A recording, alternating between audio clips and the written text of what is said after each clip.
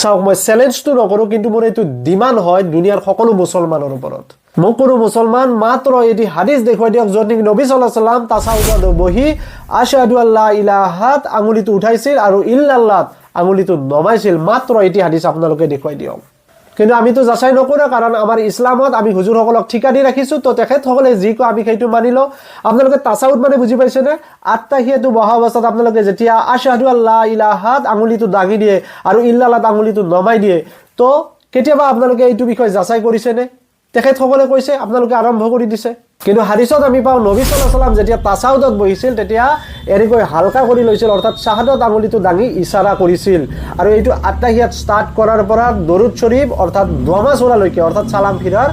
আগলৈকে এনেকৈ ইশাৰা কৰিছিল সহিহ মুসলিম 1308 ৰ পৰা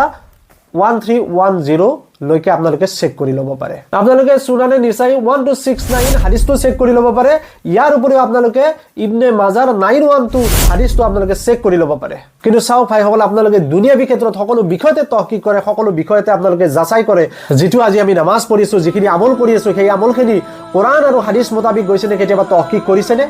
আপুনি যিখিনি বেসিক নামাজ পঢ়ি আছে সেইখিনি নামাজ কোৰাণ আৰু হাদিস মোতাবিক গৈছে নে কেতিয়াবা যাচাই কৰিছে নে আপুনি নিজক প্ৰশ্ন কৰক যিমান পাৰে আপোনালোকে ভিডিও শেয়াৰ কৰি দিয়ক যাতে সকলোৰে উপকৃত হয়